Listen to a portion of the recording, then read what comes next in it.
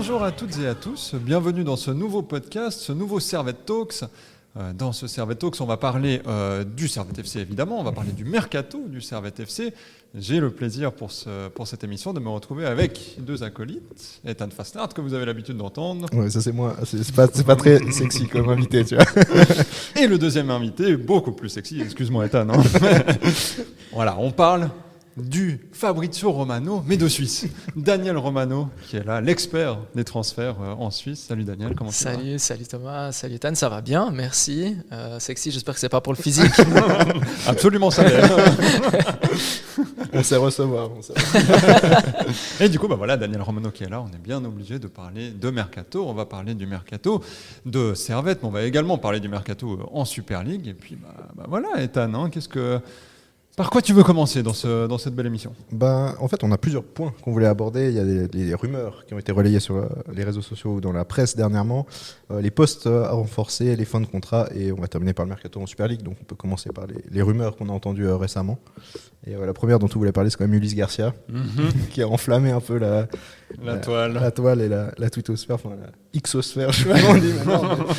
Mais voilà, je sais pas, Daniel, si tu as un avis sur Ulysse Garcia déjà, est-ce que pour toi c'était vraiment quelque chose de fondé, ou alors est-ce que c'était juste un tweet un petit peu d'un compte fan marseillais Je crois qu'on doit dire un X. Ouais, non mais j'arrive pas à m'y faire non plus, t'inquiète pas, je suis comme vous. Ouais. Je suis comme vous. Pour moi, c'est Ulysse Garcia qui est venu en vacances pendant les fêtes. Voilà, il a été vu à Genève, il a été vu dans les alentours du stade, ok, mais il n'y a pas un monde, à mon avis, où Ulysse Garcia va revenir à Servette. Ouais, je pense qu'on est à peu près tous du même avis. 28 ans, Ulysse Garcia à Marseille. Il pourrait revenir à Servette comme Kevin Mbabou l'avait fait, mais c'est pas pour maintenant, je pense. Je pense que peut-être les supporters du Servette FC, à un moment donné, quand Kevin Mbabou est arrivé à Servette, ils y croyaient pas non plus. Donc peut-être ils se sont dit, ça existait une fois, ça peut exister une seconde fois, mais aujourd'hui, quand tu as joué à IB, de IB tu vas à Marseille, tu veux peut-être plutôt finir ta carrière à Servette. J'espère que ce sera le cas d'ailleurs, ce serait une très belle histoire. Mais aujourd'hui, je pense que Ulysse Garcia est mieux là-bas, à Marseille. Ouais, mine de rien, c'est un petit peu l'espoir que les supporters de Servette peuvent avoir. C'est que maintenant, Servette, ça attire beaucoup plus qu'avant. Les gloires genevoises, on va dire comme ça, pourraient avoir un petit peu plus l'envie de revenir à Servette qu'à une certaine époque où ils finissaient jamais en Grenade. On pense déjà à l'avance à un Casciotti-Méry ou ce genre de joueur qui pourrait revenir. Je ne sais pas si toi, tu es un petit peu de ce même avis. Je suis un immense romantique du football et romantique tout court. Bon, ça, c'est ma vie privée. On parlait du physique. Mais oui, j'adore ces histoires-là, en fait. Les retours, finir sa carrière dans le club qui t'a lancé, là où tout a commencé. Je trouve ça toujours très sympa à raconter. Ce que je préfère dans mon métier, d'ailleurs, c'est raconter les histoires. Et ça, c'est toujours des belles histoires quand tu reviens là où tout a commencé. J'adorerais que ce soit le cas. Je pense que tous les supporters du Servette FC l'adoreraient aussi. D'autant plus que Ulysse Garcia, c'est pas seulement un très bon joueur de foot, mais c'est aussi quelqu'un c'est une belle personne. C'est quelqu'un qui a aussi des histoires à raconter, puis qui aura très certainement plein d'histoires à nous raconter quand il sera de retour en Suisse et de retour à Genève. Donc Ulysse Garcia, voilà, c'est une rumeur, on va dire. C'est vraiment une rumeur, c'est la définition même de la rumeur. Il y a des rumeurs qui sont quand même un petit peu plus possibles, on va dire ça comme ça, à Servette. On pense notamment à Giotto Morandi, Matteo Di Giusto. Il y a également Tien Dengue. Qu'est-ce que tu penses de toi, toutes ces rumeurs qui entourent un petit peu le Servette, avec un budget de Servette, on ne sait pas trop où il en est, etc. Qu'est-ce que tu as là-dessus ? Bon, je reprends le romantisme, je reprends ce côté romantique. J'adore Matteo Di Giusto. C'est un secret pour personne. Je trouve que c'est un des joueurs les plus élégants de Super League. C'est un joueur qui est formidable dans sa qualité de passe, dans la vision du jeu, dans sa manière de jouer. Il est toujours beau, droit, il est extraordinaire. Moi, j'adore voir jouer ce joueur. Je me suis toujours demandé pourquoi il n'avait jamais trouvé une place dans un club un peu plus important de Super League. Déjà, avant, il était en Challenge League, ensuite il y a eu Vaduz, aujourd'hui il y a Winterthur. L'une des réponses, je pense que c'est que tous les clubs ont déjà quelqu'un à ce poste-là. Soit ils n'en ont pas besoin parce qu'ils jouent dans un autre système, soit ils ont déjà quelqu'un à ce poste-là.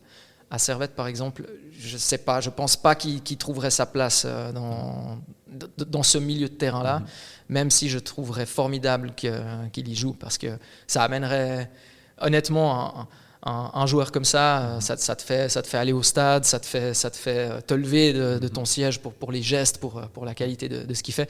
Mais j'ai vraiment la sensation que là, il aurait de la peine à trouver sa place, si on parle que de lui. Ouais, mais mine de rien, à Servette, il y a quand même un gros problème qui est beaucoup mis en avant cette saison, c'est le banc. Est-ce qu'un Matteo Di Giusto en concurrence avec un Alexis Antunes, ça ferait pas peut-être deux parmi les meilleurs milieux offensifs, si ce n'est les deux meilleurs de Super League? Est-ce que ce serait, ouais, comme tu dis, il n'y a pas la place, mais d'un autre côté, ça en ferait du coup un banc absolument monstrueux. Alors c'est génial parce que j'avais envie de parler de ça justement, de ce banc. C'est vrai que Servette a 13-14 joueurs et que le banc est peut-être un peu court.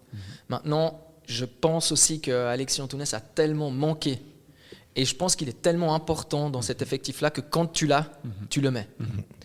Alors ça voudrait dire que tu prendrais Di Giusto comme un backup et Di Giusto, je ne suis pas sûr que ce soit un profil de backup. Je ne sais pas s'il serait d'accord de venir à Genève jouer les seconds rôles quand en fait il a un rôle aussi important et aussi prépondérant à Winterthur. Il faudrait lui demander, mais je pense qu'aujourd'hui, Antunes, pour moi, on parle beaucoup de Stevanovic, on parle beaucoup de Konya, on parle aussi beaucoup de Steve Rouillet, à juste titre. Hein. Et je trouve qu'on ne parle pas assez de l'importance d'Alexis Antunes dans cet effectif-là. Et je trouve que depuis qu'il a été blessé, on a vu un Servette FC un peu moins convaincant, je trouve, dans l'entrejeu. Que j'aime t'entendre dire ça. Ouais. Que j'aime t'entendre dire ça. C'est tellement mon avis. Et je dis beaucoup que Antunes, Konya, pour moi, c'est les deux joueurs les plus importants de Servette. Le reste, tu peux t'en sortir. Sans les deux, c'est absolument impossible. Et on l'a vu sur les deux derniers matchs de. Les deux n'étaient pas là. Hein. C'est ça. Et ça se sent tout de suite. Je suis assez d'accord. Ouais. Mais il y avait un autre joueur un petit peu dans le même, on va dire, dans la même zone de jeu que Matteo Di Giusto, c'est Giotto Morandi. Bon, on a appris récemment qu'il devrait plutôt s'orienter du côté du FC Bâle, mais est-ce que toi, ça t'aurait plu de le voir en Grenat, Giotto Morandi? Quel dommage, j'ai envie de dire, parce que c'est le profil parfait, je pense. Il y a un autre nom qui a circulé aussi, on en parlera peut-être après, mais en fait, de toute façon, il faut trouver quelqu'un pour Doulin, pour remplacer Doulin qui est blessé longtemps. Et Giotto Morandi, c'est pas exactement le même poste, mais je pense qu'il aurait amené de la valeur ajoutée, il aurait justement amené cette profondeur de banc, il aurait amené de l'expérience de la Super League, il aurait amené un côté leadership quand même, mine de rien, parce que à Getse, pour moi, on va pas faire une parenthèse Getse, mais Getse, il y a lui et peu d'autres joueurs qui sont des leaders, à mon avis, quand tu les vois jouer, quand tu vois les joueurs se comporter sur le terrain. Et alors, je ne sais pas s'il faut qu'on dise j'aurais beaucoup voulu, parce qu'à l'heure où on se parle, il n'y a encore rien qui a été signé. Mais je trouve que le fait d'avoir lu et su que Servette s'intéressait à ce joueur-là, je me suis dit waouh, ça ce serait une très bonne pioche. Ouais. Donc des regrets s'il signait à Bâle de ne pas le voir jouer en Grenat. Et est-ce qu'on a des infos du pourcentage de chances qu'il signe à Bâle? Mais il y a énormément de chances. Quoi. Ouais. Je ne vais pas vous donner un pourcentage, mais on est beaucoup plus... la balance aujourd'hui, elle penche beaucoup plus côté bâlois, à moins d'un immense coup de théâtre. Mais ça, c'est ce que je préfère aussi dans le mercato. Moi, le mercato, ça fait partie d'une saison de foot. Hein. Quand on arrête de jouer, moi, je me lance dans tout ça. Quoi. Le mercato, chercher des infos, savoir quel profil il faut, quel joueur, etc. Et les coups de théâtre, il y en a eu. Hein. Il y en a eu encore il y a quelques jours, plutôt à l'étranger. Mais on n'est pas encore à l'abri d'un dernier coup de théâtre, mais il faudrait que ce soit un truc, ce serait un formidable coup de théâtre. Ouais, et en tant que supporter de Servette, je ne sais pas ce que toi t'en penses, Ethan, mais les coups de théâtre, généralement, ils ne sont pas trop dans notre sens. Non, absolument. Et je voulais rebondir sur quelque chose que tu as dit, Daniel, qui moi m'a beaucoup plu, c'est que Servette commence à s'intéresser à ces joueurs-là. Et j'ai l'impression que c'est assez récent quand même que Servette s'intéresse à d'autres joueurs de Super League. Est-ce que c'est une progression significative? Oui, alors j'ai lu dans la tribune de Genève aussi un intérêt pour Fasnacht. J'ai aucune info à ce sujet. J'ai pas du tout entendu ça moi de mon côté, mais puisqu'on l'a lu, on peut en parler. Ça, c'est justement un profil. Il y a quelques années, je pense pas que Servette aurait pu rien que se dire tiens, on va aller voir si Christian Fasnacht veut venir. Mais c'est pareil pour Morandi, c'est pareil pour Ndengue, c'est pareil pour plein d'autres joueurs. Et c'est quoi du coup la raison? C'est l'argent? C'est René Weiler?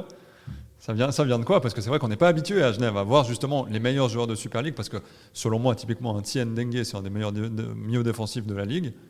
Comment c'est possible que maintenant Servette aille là-dessus, alors que justement, on est là en mode, il n'y a pas d'argent dans ce club. Pourquoi on a ces rumeurs-là? Tu as aussi quand même peut-être la notion de contrat. Tu as des joueurs qui arrivent en fin de contrat en été, donc forcément, le club qui va s'en séparer, soit il s'en sépare gratuitement dans 6 mois, soit il gagne encore quelque chose. Donc je pense que là, tu as quelque chose à faire. D'ailleurs, c'est pas pour rien que c'est ces profils-là qui sont recherchés. Morandi, je crois qu'il est à 17 matchs. S'il en joue 22, il reprolonge automatiquement pour une saison. Je ne sais pas s'il a envie de rester à Getse, je dirais plutôt non quand tu vois le nom des clubs qui sont intéressés. Donc là, pour que tout le monde soit gagnant, tu dois partir maintenant. Quand même envie de faire une petite parenthèse Getse, alors on n'y est pas du tout, mais j'ai quand même envie de la faire. Ndengue, Morandi, Mabil, Babunski, il y a encore 2 autres joueurs, Ndika il me semble, et puis encore un dernier. Qu'est-ce qui se passe ? Aboubakar.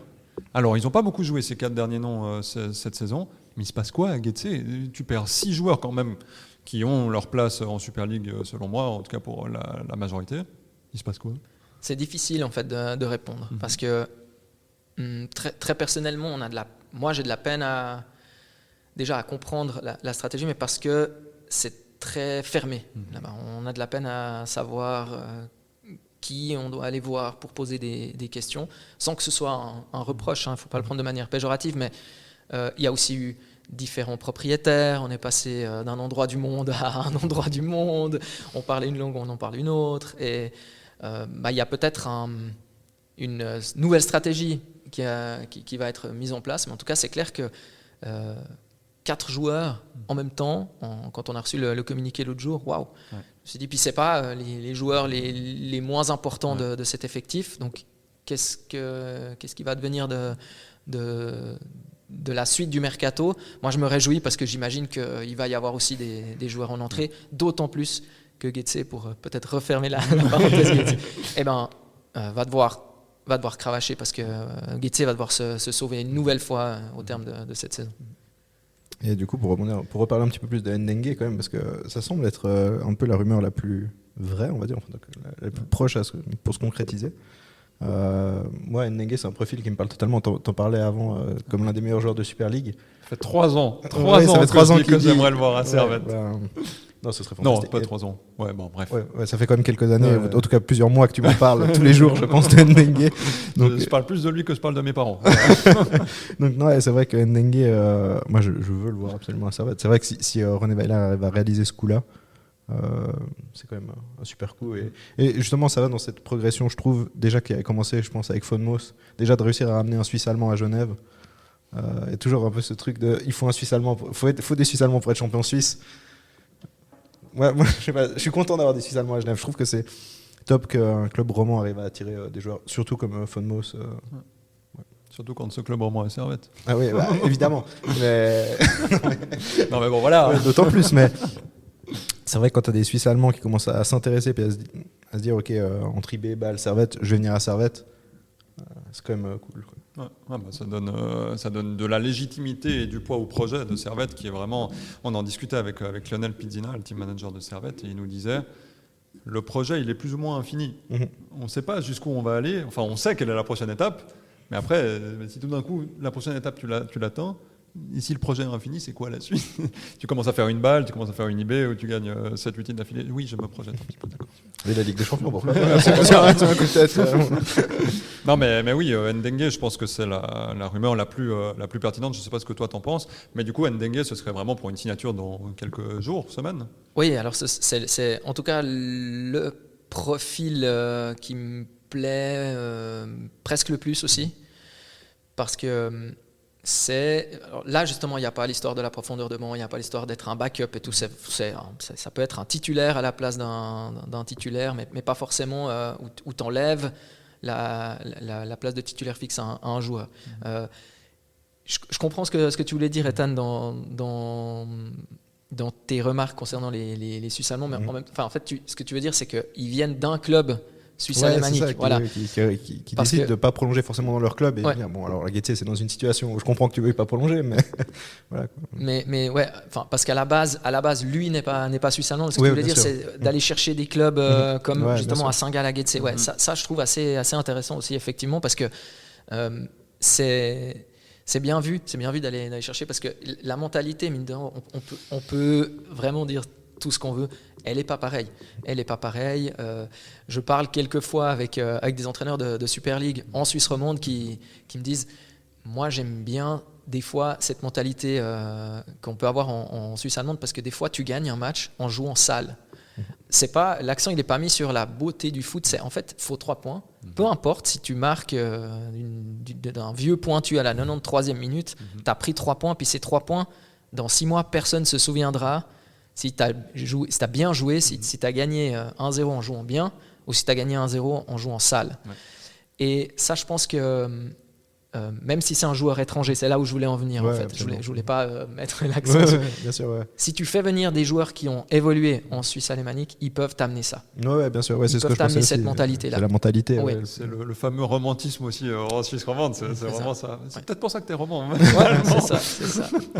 Mais non, mais oui, je pense que c'est ce qu'on dit aussi depuis des années à Servette. Servette joue pas assez dur, joue pas assez mesquin.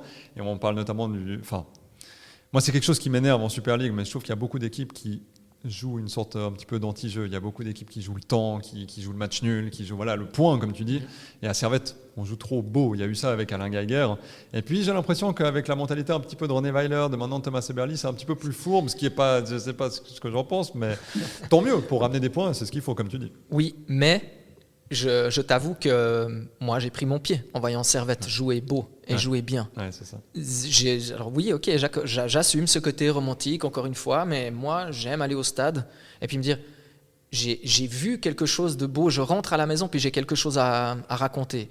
Et ça j'aime. Après, tu as aussi un truc à raconter quand tu dis, le match était horrible, mais à la fin, à la 93e minute, tout le monde s'est levé parce qu'il y a eu une victoire au bout. Mais par contre, si tu peux allier les deux, ça c'est magnifique. Après, c'est difficile, tout le monde ne peut pas faire ça, toutes les équipes, tous les effectifs ne peuvent pas faire ça. Mais moi, je trouve que le Servette d'Alain Geiger, j'ai beaucoup aimé, par exemple. C'était très beau à avoir évolué. Maintenant, des fois, il faut faire des choix. Et soit tu joues bien et à la fin, tu gagnes un. Il y a très peu d'équipes à la fin qui gagnent quelque chose en termes d'une saison. Il y en a une.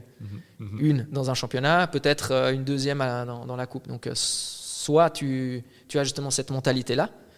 Et là, je te rejoins, Ethan, Weiler, Eberli, Fonmos aujourd'hui, peut-être Ndengue demain. Ça, je pense que ça peut amener ça. Et Ndengue, justement, on le voit à la place de qui potentiellement dans ce 11 titulaire, parce qu'il y a quand même des joueurs qui sont bien ancrés. Alors Doulin est blessé, mais Ondoa quand même. Alors moi je trouve que Ondoa fait pas une très très bonne saison, mais il est quand même bien là. Konya, il va pas perdre sa place. Et puis si Antunes est là, il va pas perdre sa place non plus. Donc ce serait forcément, j'imagine, pour Gaël Ondoa, parce que Ndengue serait pas là pour chauffer le banc comme tu disais. Alors j'ai pas d'infos. Là c'est juste mon ressenti. Tu fais reposer des joueurs. Mais c'est vrai que cette saison, Servette n'a plus rien à jouer à part le championnat. Donc ça permet, en fait, finalement, tu te dis, ok, on fait reposer des joueurs. Après, c'est pas pareil de faire sortir un joueur, je sais pas moi, à la 70e minute, puis de faire entrer Ndengue ou de faire entrer peut-être, j'en sais rien moi, un M21 ou peu importe. Là, c'est-à-dire, qualitativement, tu perds pratiquement rien. C'est juste des qualités différentes entre les joueurs, mais qualitativement, ton équipe, le niveau de ton équipe ne baisse pas. J'ai un souvenir d'un match, je crois que c'était encore l'été dernier à Lugano, où Servette avait perdu 3-1, je crois. Il y avait 0-0 à la pause. Le match était vraiment pas beau à voir.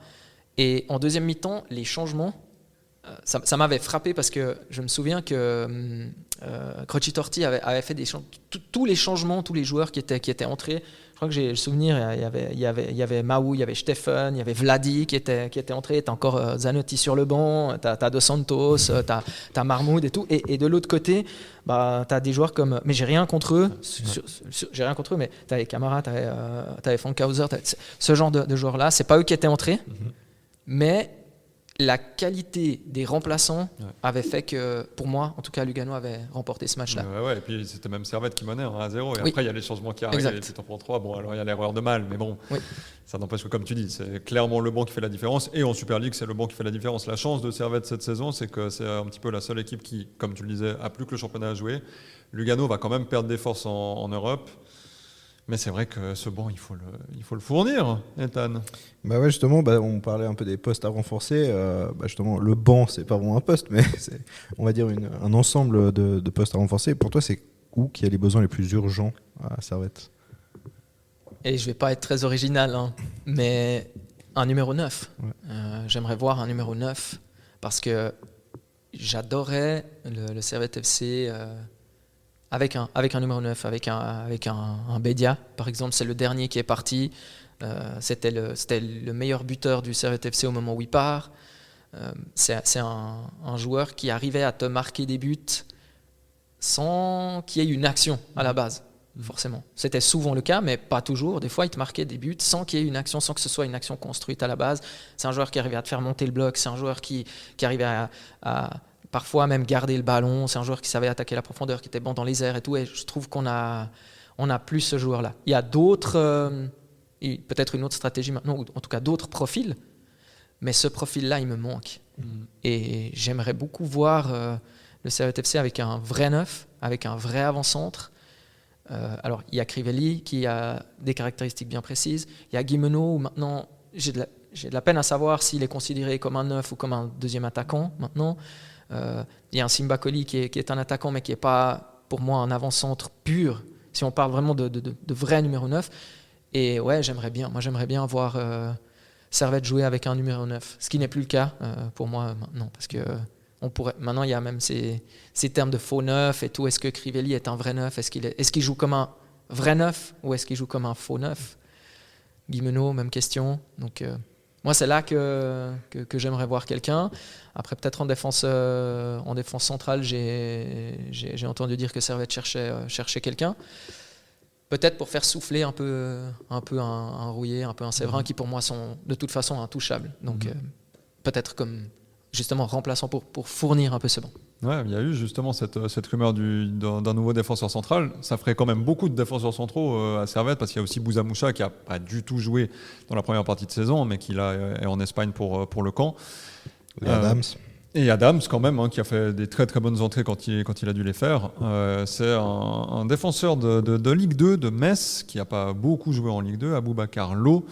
Je ne sais pas ce que toi tu en penses potentiellement, Ethan, d'un nouveau défenseur à Servette, alors que dans les faits, il y en a 4 déjà. Il y a déjà 4 défenseurs centraux. Le problème, c'est que c'est juste dans les faits. Parce que potentiellement, oui, il y a Bouzamoucha, mais il n'a pas encore joué. Ouais. Donc, et puis il y a un peu un flou, j'ai l'impression, autour de sa situation. Il y a eu des rumeurs comme quoi il pouvait revenir aussi à Rouen.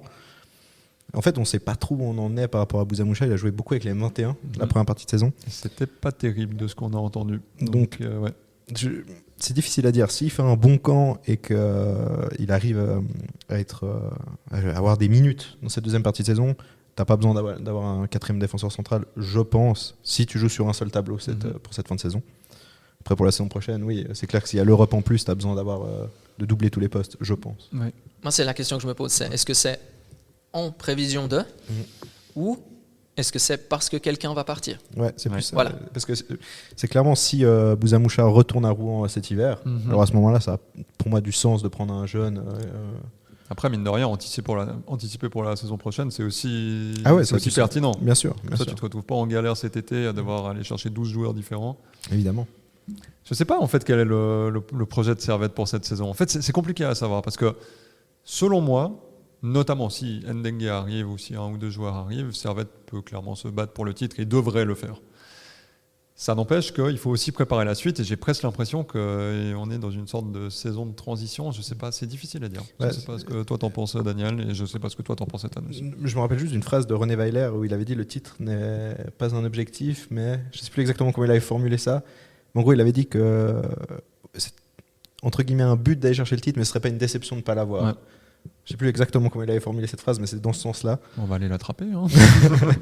Mais du coup, ça veut quand même dire qu'il y a le titre un peu dans un coin de la tête, mais que c'est pas dramatique si c'est pas cette année. Mais non, c'est vrai que, en tout cas du côté des supporters, il y a une certaine envie d'avoir ce titre cette année parce qu'on sent qu'il y a la place. Ouais. Il n'y a pas de Young Boys dominant, il n'y a pas vraiment d'équipe très dominante, même avec des résultats. Cette saison de Super League, elle est quand même hyper étrange. Il y a des résultats très aléatoires. Tu as l'impression que n'importe quelle équipe pourrait potentiellement aller chercher ce titre.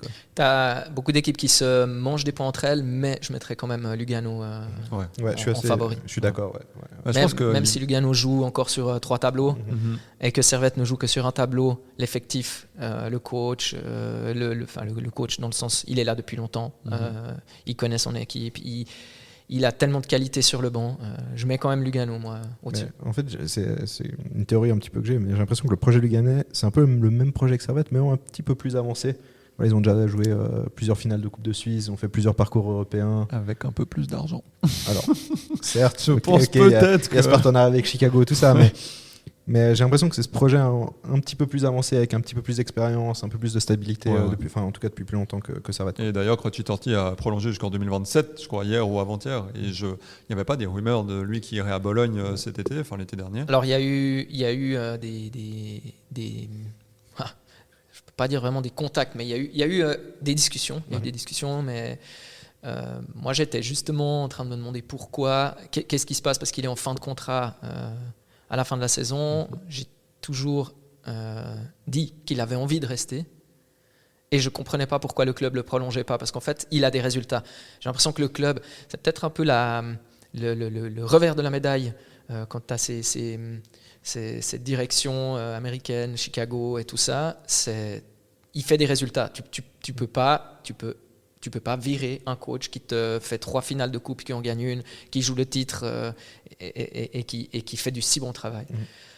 Alors j'avais de la peine à comprendre ce qui se passait. Donc maintenant, j'ai plus besoin de me poser la question, mais j'ai quand même la sensation effectivement que Lugano est devant dans ses projets. Tu as le nouveau stade, tu as plein de choses qui font que Lugano, malgré le fait que cette équipe joue sur 3 tableaux, je la vois quand même au-dessus de Servette.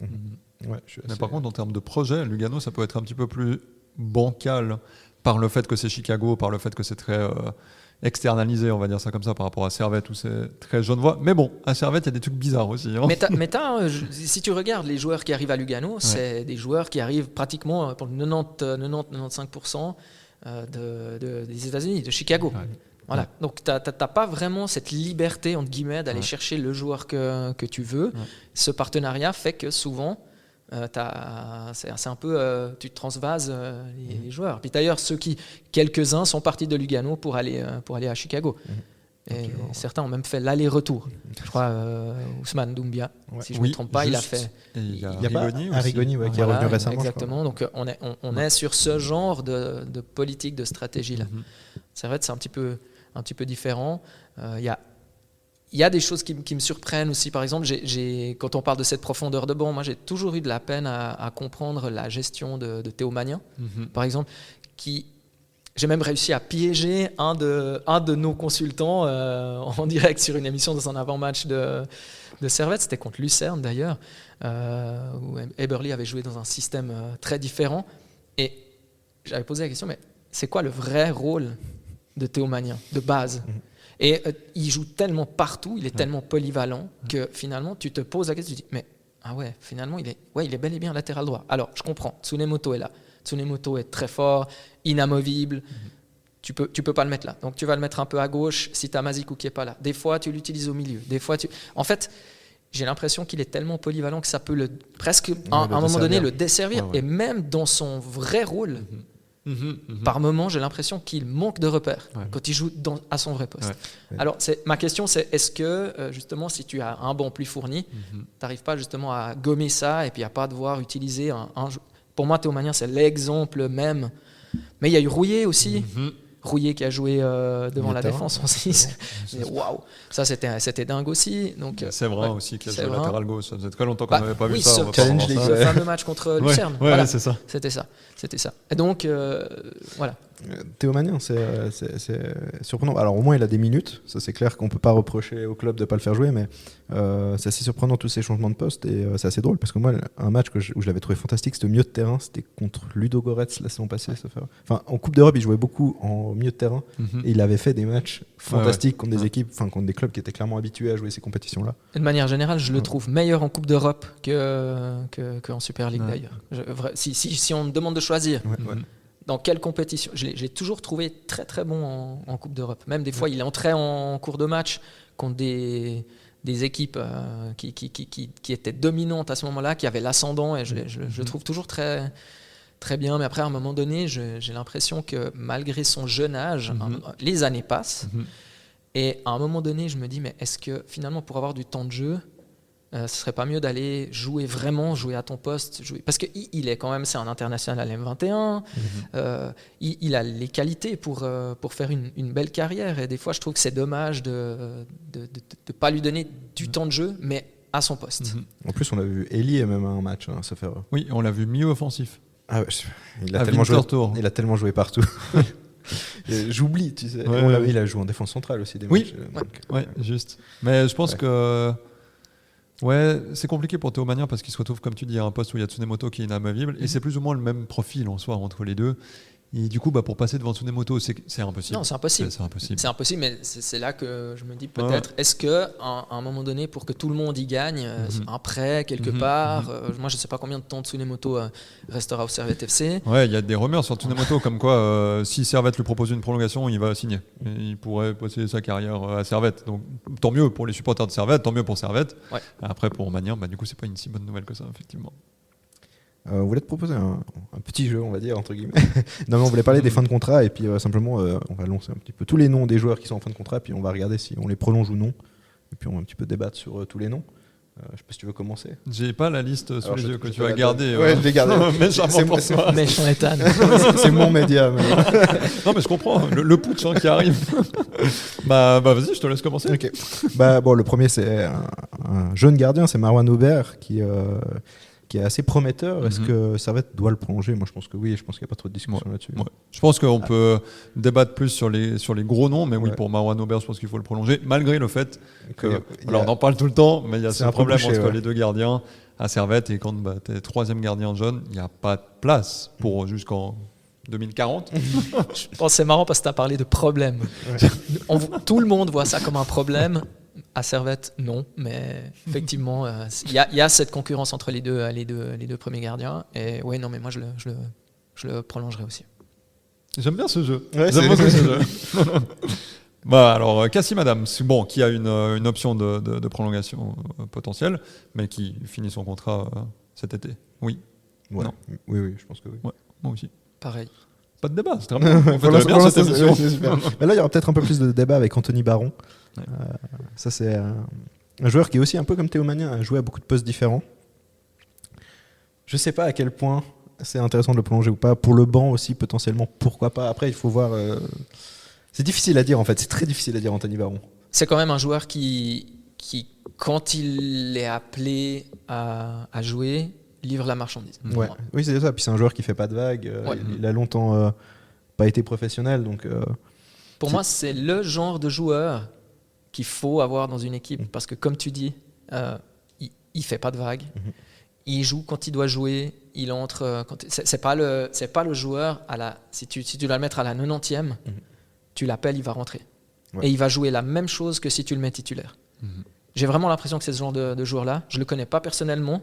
D'ailleurs, j'aimerais beaucoup une fois aller le voir, lui poser quelques questions sur ça, justement, sur comment il vit ça, sur comment on gère ça de manière, personnelle quand même. Tu dis, OK, on compte sur moi, mais on ne compte pas vraiment sur moi. Mais à chaque fois, je suis là, je livre la marchandise, je fais ce que je peux faire pour aider l'équipe.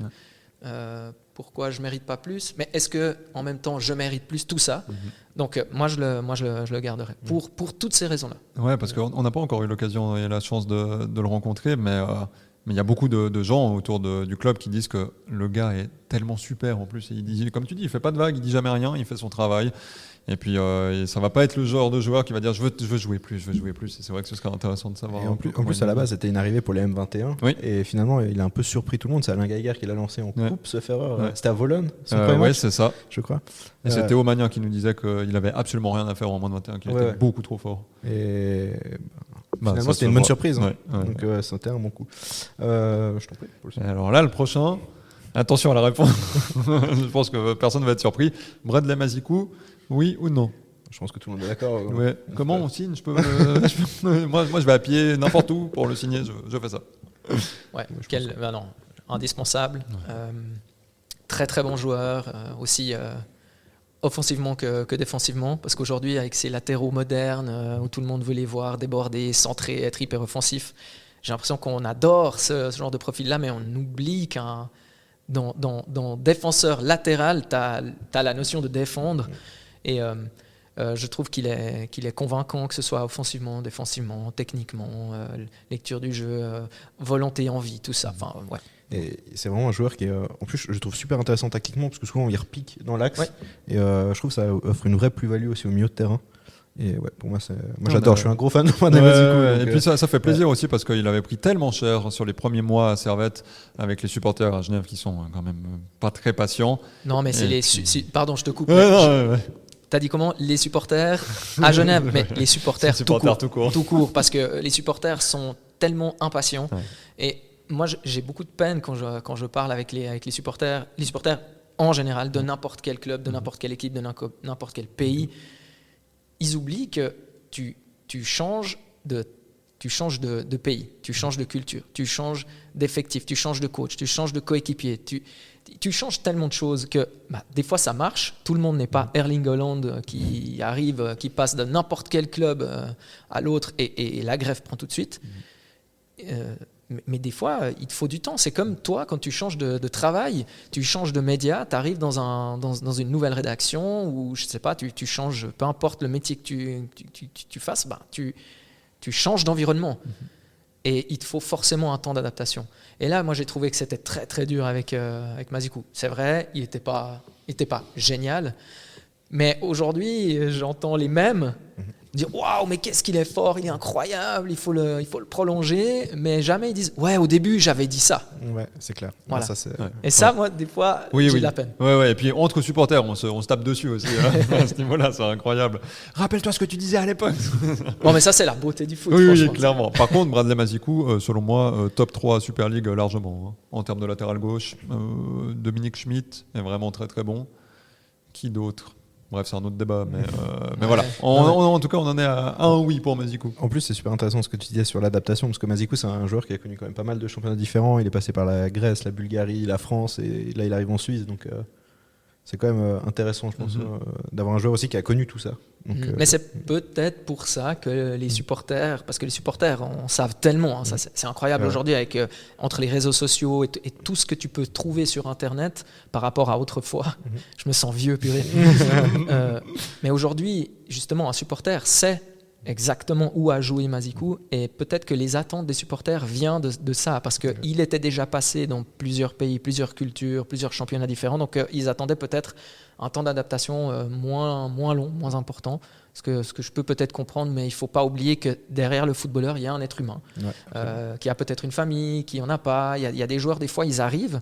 Il y a un joueur, par exemple, qui est à Sion actuellement. Voilà, il est arrivé à Sion, il est arrivé sans sa famille. Il aimerait avoir sa famille avec lui parce qu'il se sent mieux, il se sent plus en sécurité quand sa famille est là, il se sent mieux, il se sent plus serein. Et il y a beaucoup d'autres joueurs qui nous ont parlé de ça. Là maintenant j'ai un petit blanc, mais je me rappelle d'un joueur qui me disait maintenant que ma famille est là, je me sens mieux et je peux maintenant livrer vraiment le meilleur de moi-même parce que ma famille est arrivée. Après il y a quelque chose aussi, j'ai l'impression, c'est une sorte de... Je ne sais pas si c'est une surévaluation par rapport à ce que les supporters regardent comme football, la Première Ligue, etc. Ou aussi avec les joueurs qui arrivent en Super League, rarement c'est des grands noms, c'est même jamais quasiment des grands noms. Et du coup, j'ai l'impression qu'il y a aussi un manque de patience sur le fait que, ok, de toute façon, il va être nul. Les gens se disent de toute façon, il va être nul. C'est pas un gars qui est passé par la Première Ligue. C'est lunaire. La réflexion est absolument lunaire. Il faut quand même savoir quel est le niveau de la Super League, qui a un assez bon niveau. C'est top 15 européen, mais c'est top 15, c'est pas top 3. Ouais, mais t'as quand même, j'ai le souvenir de ce Totti Gomez là qui était venu de Wolverhampton pour aller à Getse. Aujourd'hui, le type il joue tous les matchs en Première Ligue. Et avoir ce genre de réflexion, je suis pas sûr que ce soit juste, parce que quand il jouait en Suisse, presque dans l'anonymat, tu voyais quand même que le mec il était au-dessus. Tu disais bon, ok, puis il jouait dans un Letzigrund pratiquement désert. Puis aujourd'hui, il joue dans des stades de Première Ligue tout le temps plein et il joue tous les matchs. Donc, ouais, des fois, tu as des joueurs qui passent même par la Suisse où tu as l'impression que c'est des joueurs normaux. Je te prends un exemple, Calafiori. Mais qu'est-ce que ce joueur faisait moi, à chaque fois que je le voyais, je disais mais c'est incroyable, il est beaucoup trop fort. Et la saison d'après, il qualifie Bologne en Ligue des Champions. Aujourd'hui, il joue à Arsenal. Et ce mec, il y a 2 saisons, il jouait en Suisse. Et on pouvait le voir tous les week-ends. Voilà. Il y a eu Cabral, il y a eu Esposito. C'est souvent tu peux en sortir des noms. Bon, Esposito, j'ai trouvé qu'il est venu... peux. Ouais, bien sûr, vas-y, Mini vas-y, parenthèse. Ah, mais non, J'ai on trouvé part qu'il dans est tous les venu, sens. C'est Hésite pas. génial. Il est venu un peu en Suisse comme Pafundi à Lausanne. C'est-à-dire ouais. que, moi je vais en Suisse, je vais leur apprendre le foot. Ouais. Et j'avais adoré ses débuts à Esposito. Ouais, Il avait je m'en été rappelle, incroyable. Je me rappelle, il marquait but sur but, passe décisive sur passe décisive. Puis tout à coup, j'ai l'impression qu'il s'est dit ouais, bon, c'est bon, en fait, je suis trop fort pour être ici.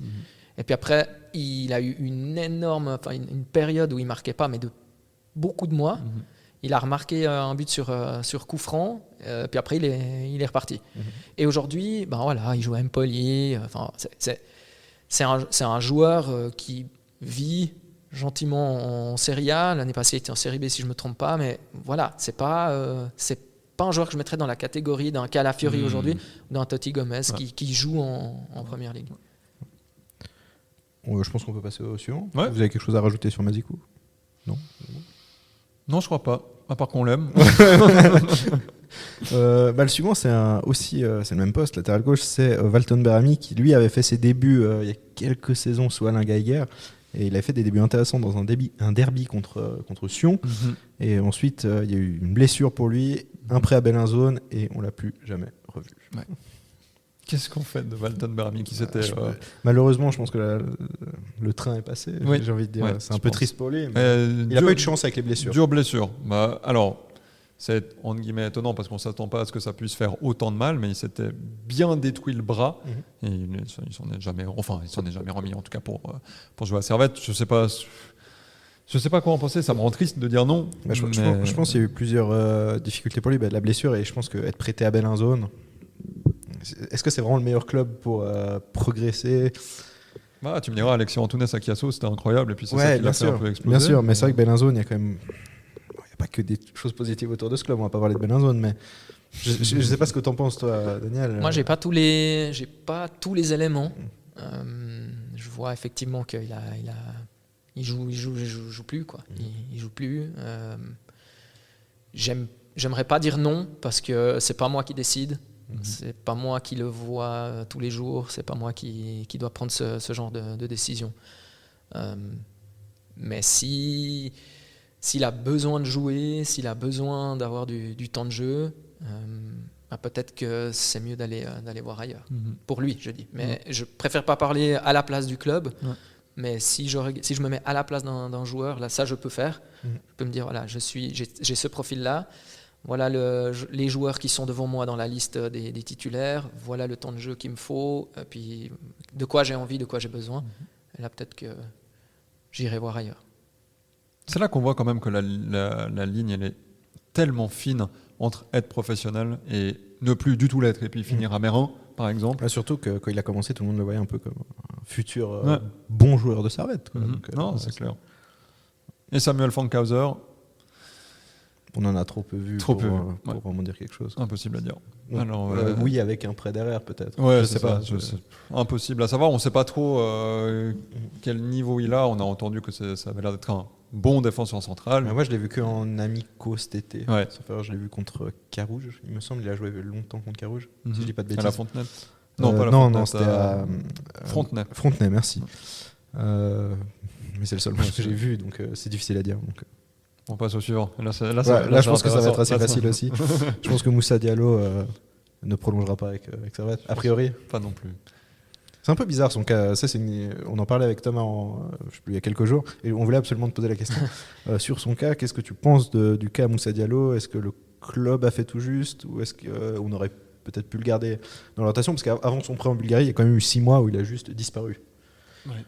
Ouais, c'était un petit peu une question que je me posais. Après, vous êtes aussi plus proche du club que moi. Moi, j'ai parfois, effectivement, tout à coup, tu vas commenter pendant 2-3 semaines d'autres équipes, puis tu reviens, puis tu as moins ce lien de proximité peut-être que vous pouvez avoir. Mais oui, je me suis souvent posé la question. En fait, la question que je me pose, c'est qu'est-ce qu'il aurait pu devenir là, à Servette? Qu'est-ce que ça aurait pu donner?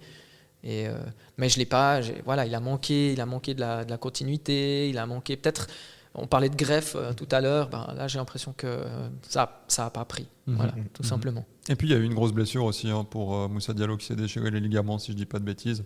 Et quand il est revenu avec les moins de 21, c'était difficile. Pardon. un peu de surpoids et puis difficile de se remettre dedans. Enfin voilà, compliqué pour Moussa Diallo qui ne risque pas de prolonger. Et là on arrive sur des gros contrats. Là maintenant, Là, c'est on les intéressant. attend. Allez-y, balancez.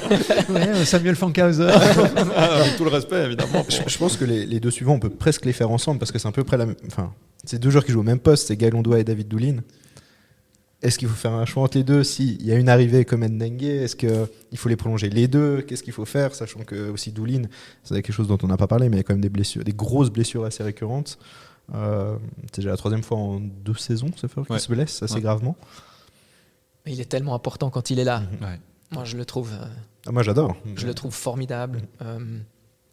Moi, je prolongerai les deux pour revenir à ce qu'on disait avant. Ouais, Si tu veux une profondeur de banc, si tu veux aller au step supérieur, si tu veux jouer le titre, lancer une sorte de cycle, moi, je les garderai les deux. Ouais, je suis assez d'accord. Ouais. Surtout qu'ils ont l'air heureux d'être à Genève, les deux. Donc. Ouais, moi, je suis totalement d'accord. Bon, on se rappelle de Gaël Ondoa, sa première période à Servette, où ça avait été justement cette période de potentielle prolongation ou non avait été très très compliquée. Il avait été mis en tribune pendant des mois avant de partir à Hanovre. J'espère aussi que les deux vont prolonger, comme tu dis, et avec Tien Dengue en plus, qui peut jouer à plusieurs postes au milieu. Là, et puis il y a encore Konya au milieu. Je pense que Konya, Antunes, t'as un joli Di milieu de Giusto, Morandi, voilà, tous. qui va jouer au milieu aussi. Cristiano Ronaldo, pourquoi pas. Tous, ouais. Non mais oui, moi j'aimerais qu'on prolonge les deux et j'espère que ça va être le cas. Et le prochain, là, ça va être plus compliqué par contre. Après, juste, c'est quand même des compétiteurs. Hein. Donc, c'est tous des compétiteurs, c'est des joueurs qui, à mon avis, veulent quand même jouer tout le temps ou le plus possible. Donc, il faudra trouver la bonne formule. Bonne chance. Mais c'est clair que si tu... Alors là, c'est clairement...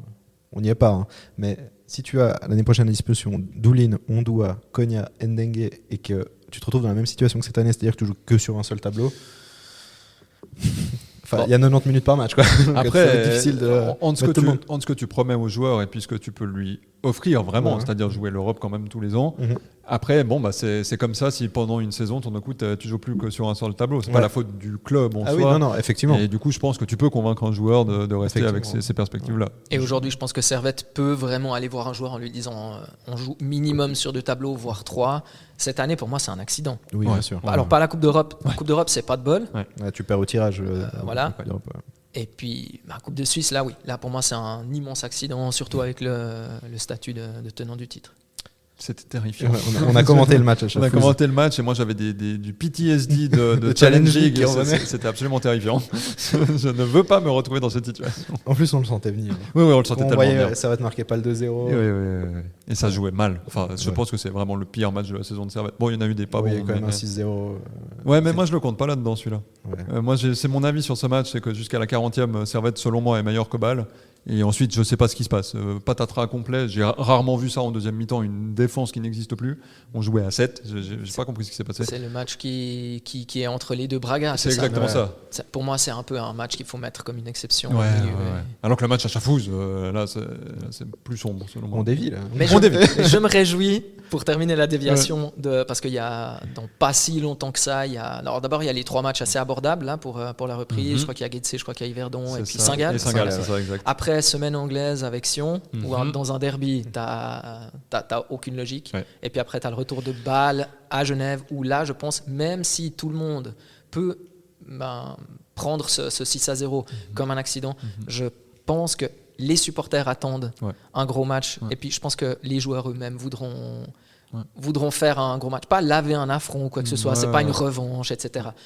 Mais quand même faire un match plein de la première à la dernière minute pour justement définitivement fermer ce chapitre-là. Ouais, et c'est même ces 2 chapitres, parce que le match à Bâle aussi, Servette doit le gagner tous les jours, et puis c'est terrifiant ce qui se passe en fin de match. Shaqiri, voilà, bravo Tcherdan, merci pour tout ce que tu as fait, mais il fallait pas faire ça maintenant en fait. mais voilà.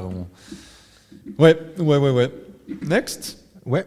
Alors le suivant, alors je pense que la réponse sera oui. Après, est-ce que c'est faisable ou pas? C'est Derek Kuteza.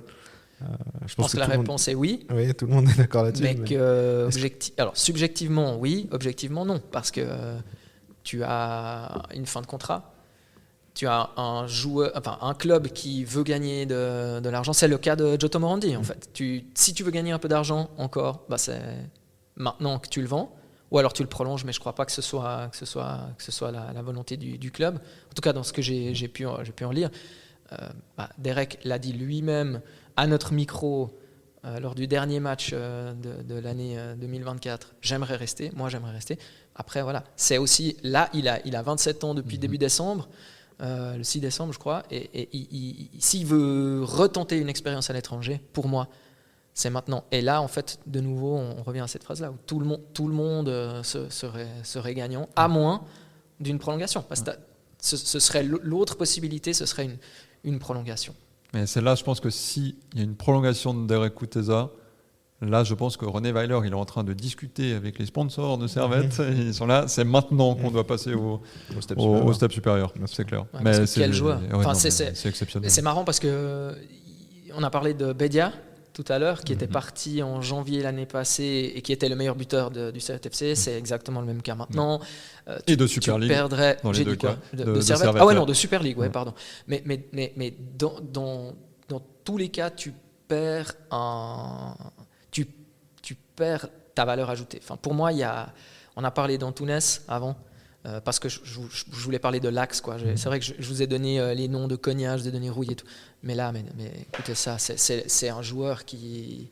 Là aussi, tu prends ton billet pour aller voir Servette, mais tu veux aussi voir Kuteza, tu vois à quel point il est fort, il pèse sur les défenses, à quel point il est imprévisible. C'est un peu, il me fait des fois penser à Arjen Robben à l'époque, où tu savais ce qu'il allait faire, tu connaissais sa spéciale, il la faisait à chaque fois. Et Derek, c'est comme ça. Ouais. Non, c'est clair. Je sais pas si tu as quelque chose à rajouter toi sur Kuteza, mais c'est un joueur fantastique. Mais... En fait, c'est terrible, mais ça me déprime d'avance. J'ai pas envie de voir Derek partir. J'ai pas envie. Il y a un point aussi que je trouve intéressant. Tu as parlé de Bedia. Et moi, je me rappelle de la saison passée, quand Bedia a quitté le club, Weiler était vraiment pas très content qu'il n'y ait pas eu de remplaçant et qu'il soit parti en janvier, tout ça.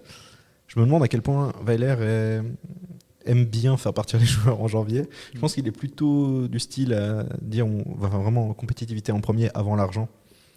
Mais est-ce qu'il a le choix ? C'est une impression que j'ai. Voilà. Alors après, évidemment, je sais pas à quel point il a les cartes en main, mais peut-être que dans la tête de Weiler, le mieux c'est de garder Kuteza quitte à le perdre libre et tenter d'aller chercher un titre. En tout cas, je sais pas. En tant que supporter, c'est une certitude que tout le monde aimerait que Kuteza reste la deuxième partie de saison et parte libre, parce que l'argent, ça ne concerne pas les supporters, et du coup ils s'en fichent.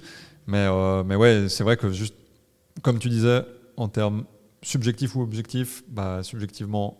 Oui, évidemment qu'on veut le prolonger. Objectivement, je pense que non. Après, je vous pose une question. Alors, pour moi, il partira. C'est juste quand ? Est-ce qu'il part maintenant ? Est-ce qu'il part en été ? La question, c'est est-ce que si vous récoltez plein d'argent, et puis qu'avec l'argent de Kuteza, vous pouvez acheter 2-3 très bons joueurs de Super League qui vous permettent d'aller chercher le titre ou de lancer un cycle ? Si vous regardez la chose comme ça, est-ce que là vous êtes plus... Tout le monde signe, je pense. Alors, c'est ça. Absolument. Sauf que la jurisprudence Castriotti-Méry, qui a amené un argent fou à Servette par rapport à ce qu'on avait l'habitude d'avoir, on ne sait pas où il est passé cet argent. Peut-être dans le titre du GSHC, je sais pas. Alors, je pense c'est pas. La blague. Mais... Ça, c'est la blague dans le groupe Grenat, mais je ne pense pas que ce soit ça. Mais on ne sait pas trop où il passe l'argent quand même dans ce groupe Grenat. Et du coup, non. Je pense que moi, par peur, je dis non. Par envie et puis comme tu présentes le truc, évidemment que je signe des 4 mains, parce que j'en ai 4, voilà. Mais ouais, je suis pas très... J'aime beaucoup ce que fait le groupe Grenat, parce que le succès sportif est là, et puis on peut pas le nier, mais il y a quelques trucs quand même un peu sombres ou bizarres qui se passent, et on sait pas trop, du coup... Voilà quoi. Elle est bien cette fin de... voilà quoi. Non, le joueur suivant, il est intéressant aussi, c'est Enzo Crivelli. Ça, c'est sujet à débat aussi. Je sais pas qui veut commencer, qui veut Alors se lancer. allez, je me lance. Vas-y. Je vous ai dit plein de fois que j'étais romantique. Ouais.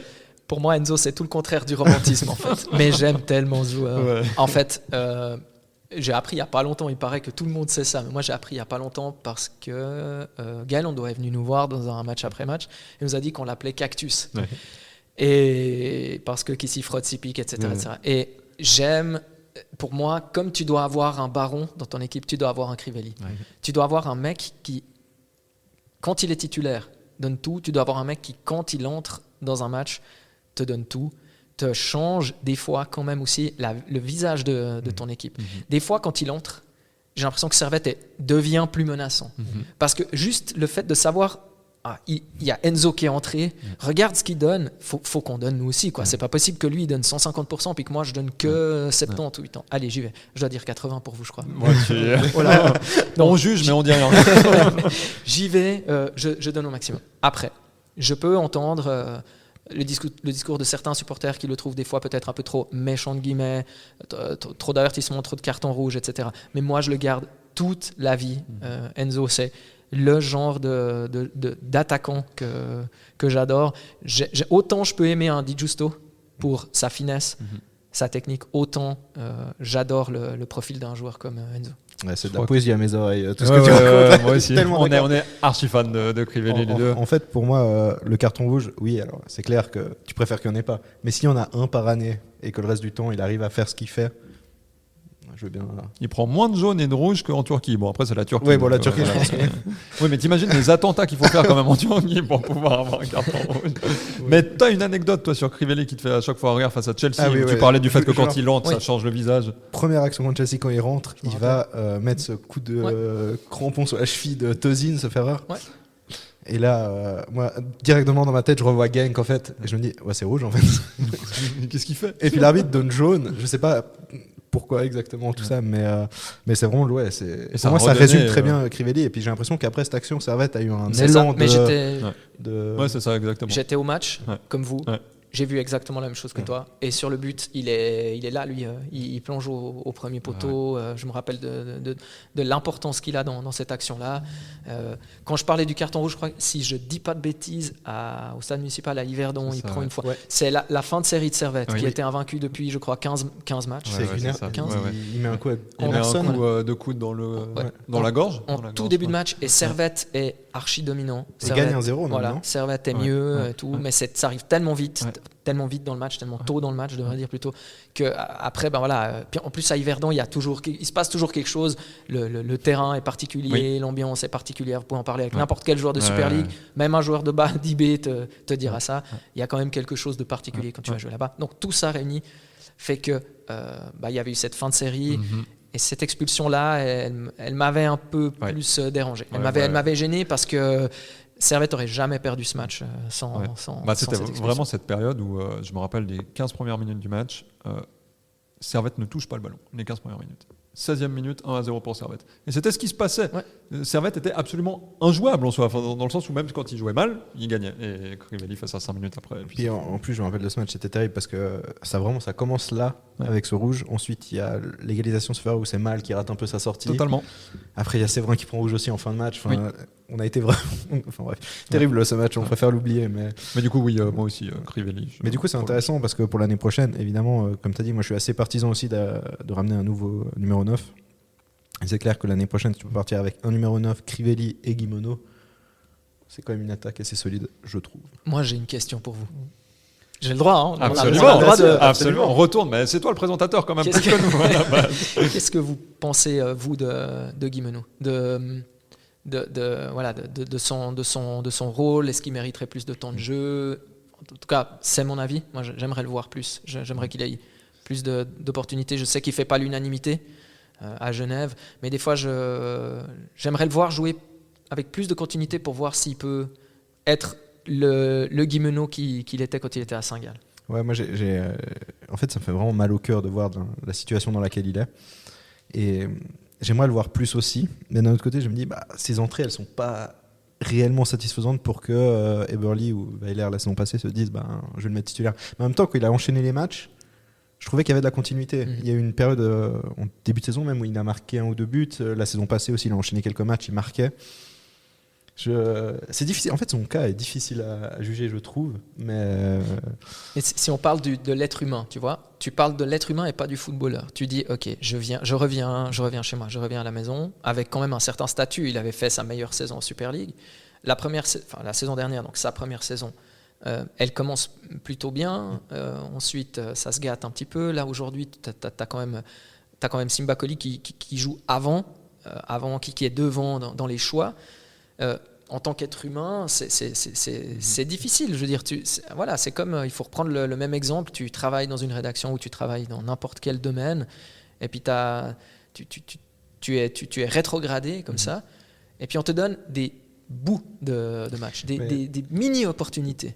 c'est exactement ça, en fait. Ouais, moi, Non, je t'en prie. je suis dépité par la gestion Guimeno, en fait, parce que, comme tu dis, l'année dernière, il y a eu une période vers fin décembre, et ensuite à la reprise, il joue, et il marque quasiment à chaque match où il joue, parce qu'il était titulaire. Cette saison, il a quasiment jamais été titulaire, et tu peux pas donner à un attaquant aussi peu de minutes en espérant qu'il va pouvoir marquer des buts et puis faire des bonnes entrées, alors que l'attaquant, c'est littéralement le poste où si t'as pas de confiance, t'es nul. Qu'importe. J'ai l'impression que c'est quelqu'un qui joue vraiment à la confiance en plus. Mais regardez Haaland. Ouais, bien sûr. Haaland sur toutes ces dernières semaines, alors que normalement le gars il met 2 buts par match pendant 1 an et demi, et là il met pas de but pendant 4-5 matchs d'affilée. On parle de Haaland. Ouais. Donc comment on veut qu'un Guimeno qui ne joue pas puisse... et moi, selon moi, Guimeno est en tout cas un bon joueur de foot, si ce n'est un très bon joueur de foot, parce que tu fais pas cette saison à Saint-Gall. Et tu fais pas ce parcours-là non plus. Et tu fais pas ce parcours-là, clairement. Il a juste terriblement besoin de confiance, je pense, et tu parlais de son sourire qui manque, et je pense que Guimeno, peut-être plus que d'autres, a besoin plus de cette confiance encore que d'autres attaquants. Moi, j'ai vraiment l'impression qu'il a un peu perdu le sourire, et je crois que tu peux pas attendre. Là, c'est des échanges que j'ai eu avec des supporters, justement, qui sont, encore une fois, très impatients, peut-être très sévères aussi. Tu peux pas t'attendre à une masterclass de Guimeno parce que tout à coup, il est titulaire, mais que sur les 4-5 matchs précédents, il ne l'a pas été, ou qu'il a eu des bouts de match, ou qu'il n'est même pas rentré, et que tout à coup, il est titulaire, il a 90 minutes pour marquer un but, mais il ne l'a pas fait. Et ouais, moi j'ai beaucoup d'interrogations quant à ce cas-là. Ouais. Et puis les supporters sont vraiment très très durs avec lui, parce que il entre à quoi, 75e minute, 80e minute, et on va dire ce qu'il y a, il est mauvais. Sur les 10 minutes, il est mauvais, et du coup on le met au pilori, et puis terminé quoi. On le met au placard, et puis les supporters comme le club le mettent au placard. Mais vous le protégez. En fait, est-ce que en tant que Genevois, moi je m'attendrais justement à ce qu'il soit un peu plus protégé. Justement, c'est un peu un enfant du club, c'est un enfant de Genève. Alors il devrait avoir peut-être un peu plus de, pas de crédit, mais de, je crois, moins de méchanceté de la part de... Ouais, ça me fait penser un petit peu au cas Frick, justement, qui lui a été beaucoup moins touché par les critiques, j'ai l'impression, quand il a perdu sa place, tout ça. Et Guimeno, il y a son retour, comme tu dis, il a fait sa meilleure saison en Super League à Saint-Gall avant d'arriver à Genève. C'est le retour, il était très très attendu. Et je pense que c'est ça aussi, il y a eu de l'attente. Mais lui, il a accepté ça. Ouais, On lui a pas mis un couteau sous la gorge en disant tu dois signer à Servette. C'est ok, tu reviens avec un statut, et lui, il savait qu'il allait arriver à Servette avec énormément d'attentes. Pas seulement parce que il avait réussi sa meilleure saison, pas seulement parce que c'était un des meilleurs joueurs de Super League à la fin de cette saison-là, mais surtout parce qu'il revient à Servette, et parce qu'il est passé par la Masia, et parce que il savait les attentes qu'il allait y avoir. Et là, tu dois être mentalement très fort. Je pense qu'il l'est. Je pense juste que je le vois moins sourire. Alors, je le vois sourire sur les photos, sur les posts du club et tout ça. Mais si tu le regardes du coin de l'œil, quand tu es en bord de pelouse, tout ça, je dis pas qu'il fait la gueule, loin de là. Il joue pas contre le club, il est pas du tout. Mais j'ai juste l'impression qu'il y a une partie d'enthousiasme, de la jauge d'enthousiasme qui a baissé. Et sans cet enthousiasme, tu peux pas avoir un mec que tu mets en attaque et qui va te planter un doublé. Ouais. Voilà. Et moi, je pense qu'il y a une explication à l'impatience des Genevois, c'est que quand il est revenu à Servette, il y avait la moitié du public qui n'était pas content. Ah, ok. Ce qui est quand même étonnant, parce que tout le monde le voyait comme un giga, comment on dit ça, un acteur, avec tous les pénaltys qu'il obtenait à Saint-Gall en plongeant contre Servette.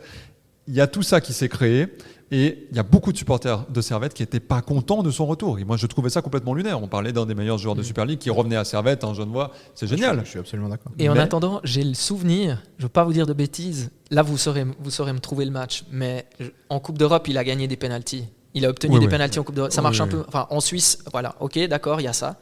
Moi, personnellement, je le prends toute la vie, malgré tout. Quoi. Ah, il le gagne En contre Coupe d'Europe, il gagne un le penalty. shérif Tiraspol, Voilà. tellement important Hyper la dernière important minute. ce penalty, Ouais. voilà, il Ouais. s'écroule dans la surface. Peut-être qu'en Suisse il n'aurait pas été sifflé, là il a été sifflé. Et puis à la fin, je pense que, enfin, je sais pas, je connais pas les personnes avec qui, ou la moitié des Genevois qui n'étaient pas contents, mais à ce moment-là, je pense que cette moitié-là était contente de savoir qu'il y avait penalty au bout. Après, je dis moitié, c'est moitié très réseaux sociaux. Et Ouais, ça, ouais. il faut pas Ok. que j'oublie en tête, Ok. que j'oublie que c'est vraiment très différent. Par rapport au plongeon, il paye aussi des fois un peu sa réputation, notamment à Chafouz, Oui. où il prend un carton rouge parce qu'il plonge. Oui. Et je pense que peut-être que si c'est Crivelli qui tombe, il y a penalty, quoi. Enfin, je sais pas. Mhm. Mais Après, Crivelli, quand il tombe, il met un coup de coude encore. après, il en assassine 3 comme contre Lucerne il y a quelques saisons. Là, mais voilà, si c'est un autre joueur qui tombe, peut-être qu'il y a penalty et c'est une autre histoire. Mais pour revenir vraiment à ce que tu disais, Crivelli, Guimeno et un troisième attaquant, là, Servette, Ouais, c'est ouais. bon, là, t'es paré. Et Oui, t'es même je peut-être trop paré, parce que 3 attaquants de pointe, ça dépend ok du pour système. 3 hein. compétitions. Ça dépend ouais, du système et ça dépend système. des compétitions que tu Ouais, joues. ouais. Mais quoi qu'il en soit, je veux juste préciser que j'ai rien contre les supporters genevois. J'adore aller à Genève, j'adore y aller autour du stade toujours. J'ai des super discussions avec les supporters du Servette FC. Je trouve que c'est vraiment des gens qui connaissent le foot, vraiment. Je dis pas pour vraiment. J'adore. C'est pas le cas partout. C'est vraiment pas le cas partout. Et il y en a qui sont vachement plus ouverts à ce que toi tu leur donnes ton avis. Ils écoutent ton avis, ils te donnent le leur. Il y a personne qui a raison, il y a personne qui a tort. Alors que des fois ailleurs, tu es là, mais attends, il n'y a pas de vérité dans le foot. C'est comme ici, on est en train de parler, et puis on a chacun son avis. Ouais. Et je trouve ça assez chouette, assez riche. Mais pour revenir sur Guimeno, il y a aussi l'aspect des critiques. Je pense que c'est un peu le serpent qui se mord la queue. On veut qu'il marque des goals, tout ça. Mais si tu continues à le critiquer, il va pas se mettre en confiance. Il n'aura pas la confiance, il va pas marquer. Du coup, on va continuer à le critiquer. Et puis c'est un peu. Mais je pense que vicieux, quoi. Jérémy est pas. Je suis pas sûr qu'il soit très touché par J'espère. ça. Je pense pas. Honnêtement, je pense pas. Mais moi, je pense que c'est simplement une question de performance, d'attente. D'attente. Il y avait des attentes très hautes. Et peut-être pour le moment, il n'a pas pu répondre à ces attentes-là, mais parce qu'il n'a pas non plus eu le temps de jeu nécessaire pour répondre à ça. Mais ça se voit qu'il en manque de confiance. Typiquement, tu parlais de ses entrées. Il rate des contrôles qui sont relativement faciles. Et je pense que si tu es en pleine confiance, il sait faire un contrôle, Guimeno. Ouais, après, je Donc, pense que c'est dur d'être parfois joueur du Servette FC parce que voilà, moi je suis très actif sur les réseaux sociaux. Je vois à quel point les supporters de Servette sont hyper emballés quand il y a une victoire ou une série de victoires et tout de suite très critiques quand il y a une défaite par. C'est fou ça. de temps en Mais temps. justement, on parlait de Chafouz. Nous, sur notre live, il y avait tout le monde qui était là.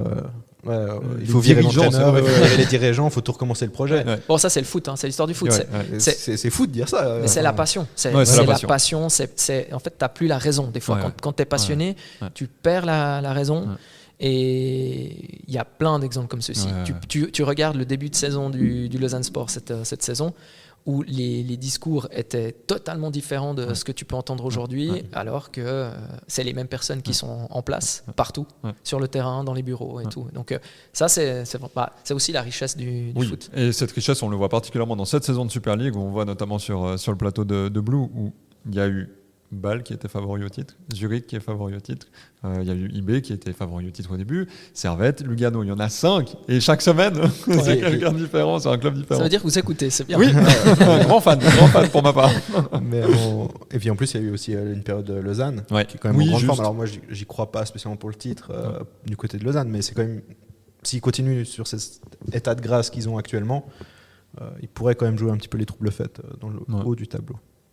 On parlait d'attaquants, on a un autre attaquant un petit peu moins Il y en a deux. connu. Il y en a deux autres attaquants très très différents les situations. différents. Alexandre Diaz-Patricio qui est un jeune qui a mis un petit peu le nez à la fenêtre, ça se dit comme ça, oui, Ouais, je crois. Il avait marqué des... Qui a pointé le bout de son nez. Ouais, c'est mieux. Et qui était assez bon dans ses premières entrées à Servette quand il jouait. Il a été ensuite prêté à Vérone. Il revient, il joue avec les moins de 21. On ne sait pas trop où ça en est. Moi, c'est un joueur que j'aimais bien. Ses premières entrées, sous Alain Guéguer, je trouvais ça super intéressant. Maintenant, il a un petit peu disparu, donc je ne sais pas à quel point le club compte sur lui. Après, dans le cadre des M21, moi je pense que c'est top de le garder. Ouais. Bon, voilà, Je l'ai jamais vu jouer, mais j'ai entendu que du bien de lui. Donc je ne peux pas me prononcer, moi mais je serais plutôt pour. Ouais, moi aussi. On avait entendu énormément de bien de la part de ses entraîneurs en jeunes, etc. Où ils disaient mais ce gars est absolument monstrueux, un tueur devant le but comme on en a rarement vu. Et puis c'est vrai que c'est un peu dommage.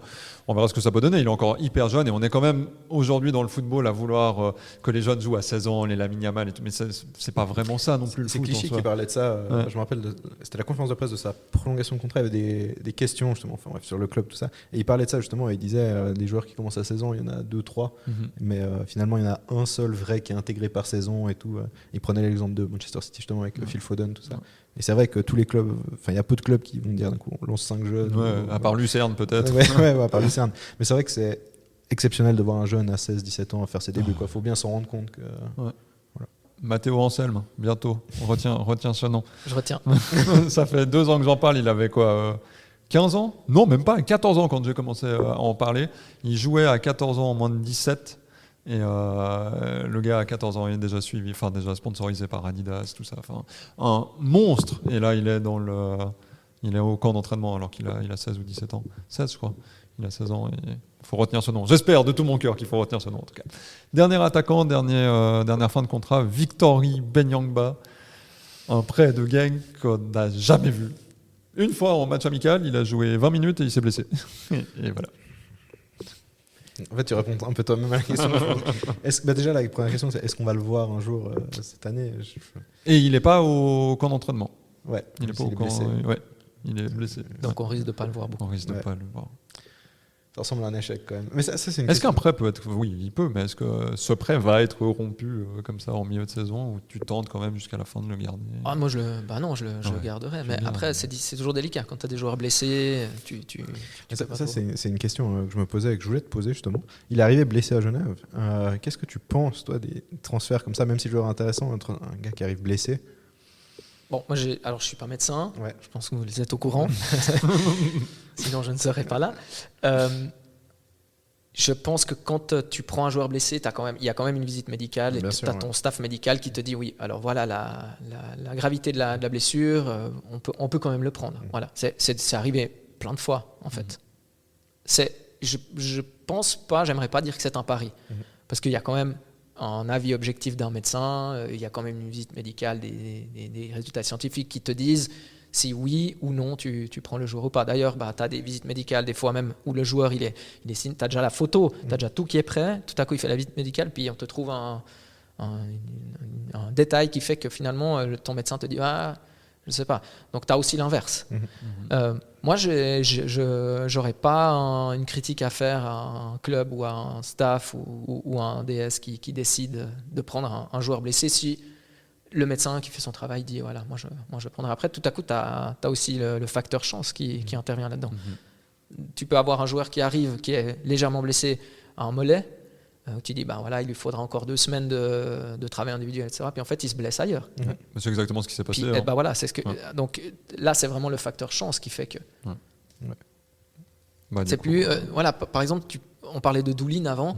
Si tu regardes l'historique des blessures, le nombre de blessures par saison, etc. Puis qu'un club, là, ce serait peut-être plus un pari. Parce que c'est des blessures différentes. Mais là, je crois que dans ce cas-là, c'est juste la faute à pas de chance. On espère juste qu'il va pouvoir être un peu présent dans cette deuxième partie de championnat. Parce que tu aimerait bien voir. Tu parlais d'un attaquant, ce serait peut-être lui, le vrai buteur. Alors on espère grandement, et puis on y croit moyennement, mais on espère. Absolument. On va passer à la dernière partie, qui est juste faire un retour sur le mercato de manière générale en Super League. Et on voulait parler de plusieurs retours. Alors il y en a un, ça fait quelques mois maintenant, c'est Xherdan Shaqiri quand même. Et il y a eu Steven Souber, il y a eu Christian Fasnacht qui sont de retour. Qu'est-ce que tu penses de ces retours des internationaux suisses? Nous, on trouve ça super pour le championnat, qui décident de revenir en Suisse au lieu de terminer leur carrière à l'étranger. Donc. J'aurais pas dit mieux. Je sais pas si vous avez vu la file qu'il y avait devant la boutique du FC Bâle quand Shaqiri est revenu. Si vous avez vu à quel point le stade s'est rempli à nouveau, parce que c'était triste de voir ce parc Saint-Jacques à moitié vide ces derniers temps. Ça amène des gens au stade, ça amène une visibilité est-ce que je peux dire une visibilité de la Super League? Parce qu'en fait, j'ai encore lu récemment que c'était un championnat qui n'était pas forcément, qui méritait davantage d'être vu, mais voilà, moi je trouve que Shaqiri, enfin vous regardez, c'est pas que à Bâle en plus. Shaqiri, après, quand Bâle va jouer à Yverdon, quand Bâle va jouer à Genève, quand Bâle va jouer à Lausanne, quand Bâle va jouer peu importe où, les gens ils veulent voir leur équipe, mais ils veulent voir aussi Shaqiri. Pareil pour Fasnacht. Fasnacht, je trouve que c'est un super coup parce que on a énormément parlé du manque de leader à IB, et le nom qui revenait le plus souvent, on a souvent dit O'Haro, mais O'Haro ne joue plus. Mais on parlait de cette époque-là. On parlait de l'époque d'O'Haro, on parlait d'Nsamé et on parlait de Fasnacht souvent. Ou de Rieder aussi dans une moindre mesure. Mais Fasnacht, c'était le nom qui revenait tout le temps. Et après, encore une fois, ça peut faire comme Guy Menot. C'est-à-dire, c'est un retour, tu as beaucoup d'attentes, parce que tu te souviens du Fasnacht d'il y a 1 an et demi, comment il est aujourd'hui. Il est arrivé légèrement blessé, il est quand même parti en prépa, mais... Voilà, il arrive légèrement blessé, il l'a dit lui-même, j'ai encore cette petite gêne, etc., etc. Mais oui, forcément, c'est génial de pouvoir revoir ces joueurs et puis qui terminent en Suisse. Ouais. Et qu'est-ce que disent ces transferts de la Super League actuelle, selon toi? Est-ce que c'est forcément une bonne nouvelle d'avoir ces joueurs qui reviennent, mais qu'est-ce que ça dit de l'intérêt justement de ce championnat? Qu'est-ce que ça dit du niveau potentiel? Parce que quand même, c'est des joueurs qui ne sont pas si âgés que ça. Fasnacht n'a que 31 ans, Zuber, il me semble que c'est pareil, il a peut-être 1 an de plus. Et puis Shaqiri, ça reste Shaqiri. Qu'est-ce que ça dit du championnat suisse, ces retours? Justement, ça montre que tu peux encore, le niveau, tu viens pas, Shaqiri, il vient pas finir sa carrière, il a jamais dit ça, il a jamais dit je vais. Alors, il va la terminer ici, mais il dit pas je viens pour prendre de l'argent et puis mettre des coups francs en banane. Ou des corners en banane, pardon. Il a quand même proposé un certain nombre de passes décisives. Il a marqué ses buts, il a fait ce triplé. Je veux dire, il n'est pas là, malheureusement. Je vous ai vu tout de suite vous regarder. Un triplé? Non, il n'y a pas eu ça. Non, ça ne me dit rien. Voilà, je pense que c'est un de ces joueurs qui te permettent de raconter des histoires encore une fois. C'est une belle histoire, il revient, il est décisif dans les matchs, il est important pour son équipe. Il a quand même, je pense, mine de rien, mis un peu Fabio, pas en difficulté, mais Fabio, il avait son équipe. Il a commencé la saison avec son équipe, il avait un 11 de base, etc. Et tout. Puis après, on vient te mettre Shaqiri, donc tu dois trouver comment le greffer, comment composer avec lui. Ça a mis un petit peu de temps, il y a eu pas un passage à vide, il y a eu un moment un peu moins bien, et puis là maintenant c'est reparti. Donc c'est un joueur charismatique comme Fasnacht qui peut décider un match. Voilà. En tout cas, c'est clair qu'au niveau de cette Super League, moi je la trouve particulièrement intrigante cette saison. Zuber, vous en pensez quoi? Alors moi, ça m'a surpris qu'il signe à Zurich. Moi, ça m'a formé à Getse. Ça m'a pas surpris, ça m'a choqué carrément. Je trouve ça quand même abusé parce que surtout la rivalité entre les deux clubs. Moi, j'avais en tête s'il se passait ça entre Servette et Lausanne, ça me choque moins. Alors que ça nous concerne plus, mais Servette-Lausanne, ça me choque moins que Getse-Zurich. Et je me dis, il prend des risques, entre guillemets, quand même. Ça reste, on dit toujours, ça reste la Suisse, mais non, les ultras de Getse et de Zurich, ils sont pas gentils, vraiment pas. Donc moi, à la place de Zuber, je pense que j'aurais pas osé. Vraiment, j'aurais pas osé. Après, je pense qu'il voulait vraiment revenir dans sa ville. Et vu la situation de Getse, tu préfères revenir à Zurich? Non. Non, dur, tu sais. Je suis pas d'accord. Moi, je pense juste personnel, hors du football un peu, tu vois. Tu veux revenir absolument dans ta ville. Oui, mais si justement c'est hors du football, tu vas à Getse. Parce que là, c'est vraiment sportif, la question. C'est pas El Corazon. Ouais, mais bon, t'imagines Getse tombe. Là, tu pars. Ouais, mais s'il veut s'installer longtemps à Zurich, tu peux pas signer à Getse. Objectivement, tu peux pas signer à Getse. Ouais, mais moi, t'as aucune garantie. On n'a rien dit de positif sur Getse. Le romantisme, moi je reviens au romantisme. Pour moi, c'est trop de pragmatisme, ça. Trop de pragmatisme je comprends, pour le football. Oui, mais je comprends sa décision. Oui, non, mais... Non, mais on va se battre. Hein. Non, mais si tu veux revenir en Suisse, après c'est ça. Où est-ce qu'il avait envie de revenir? Est-ce qu'il avait envie de revenir à Zurich? Est-ce qu'il avait envie de revenir en Suisse? Qu'est-ce qu'il avait comme autre possibilité, etc. Alors s'il voulait juste revenir en Suisse, c'est étrange. J'ai aucune info, mais c'est vrai que moi j'ai été aussi surpris par par le choix, quoi. Mais je suis quand même En d'accord tant avec toi, que dans le sens où si tu veux revenir dans ta ville, évidemment que sportivement, voilà, tu réfléchis pas longtemps, mais T'as potentiellement une chance de jouer le titre en plus avec Zurich, alors que. tu sais, à Buenos Aires, t'as Boca qui est en catastrophe. Bon, c'est Boca et River, hein, c'est Ouais, bah, bien, là, bien, tu prends bien. encore Steph au-dessus, Oui, mais quand même, quand même, ça reste quand même. Il un nous a petit parlé peu- de Haaland, il nous a parlé de River, Boca. Ah, t'as quand même fait une comparaison, c'était quoi, Robin Oui. Kuteza. Et j'assume. Non, mais ouais, non, mais dans tous les cas, la fait, conclusion faudrait- de ça, c'est que juste c'est tellement top pour la Super League d'avoir ces grands joueurs qui reviennent. Et moi, j'aime trop ce championnat. Enfin, voilà, c'est mon championnat, quoi. Je regarde un peu tous les championnats d'Europe, mais c'est vraiment pour ce championnat que j'ai de la passion. Et j'aime bien, j'arrive à entendre les gens, les confrères qui parlent d'un championnat pas très relevé cette saison parce que ça se mange des points par-ci par-là. Mais en fait, ça donne. Il y a une époque où tu pouvais dire à Noël qui allait être champion. Ouais. Tu disais, ok, c'est bon, le premier, on le connaît d'avance. Mais là, en fait, moi, si je fais abstraction peut-être du niveau, et encore, on peut en parler, parce que Et je moi, ne suis pas ouais. complètement d'accord. Ouais. Moi, j'aime me dire que, en fait, au mois de mars, au mois d'avril, je saurais pas, probablement, je saurais pas encore qui sera l'équipe qui sera championne, quels sont les deux. Est-ce que Getse et Winterthur seront toujours là en bas? Winterthur a quand même pris Uli Forte comme coach, il y a quand même l'expérience avec Fabian Frey. Je sais pas, Luca Zuffi va peut-être remonter la pente, je trouve un peu décevant. Di Giusto, est-ce qu'il reste, est-ce qu'il reste pas? Ça peut changer. Voilà, il y a quand même pas mal de. Ils ont pris Queni. Queni Lukembila, moi je me souviens que ça marchait bien ensemble. Donc ouais, j'ai plein d'interrogations et je suis hyper enthousiaste. Ouais. J'aime aussi beaucoup notre champion. Et moi, je suis toujours un petit peu positif, si ce n'est un peu utopiste, mais je me dis toujours, par rapport à cette réflexion de justement le niveau est nivelé par le bas et tout le monde se mange des points, moi je préfère dire que le championnat est homogène, parce qu'après quand tu vois que Lugano fait quand même ses résultats en Europe, que tu vois quand même tous les clubs de Suisse qui font ses résultats en Europe, et qu'après je me dis qu'ils se bouffent des points entre eux, c'est que le niveau est pas si mauvais que ça, c'est juste que tout le monde est un peu homogène.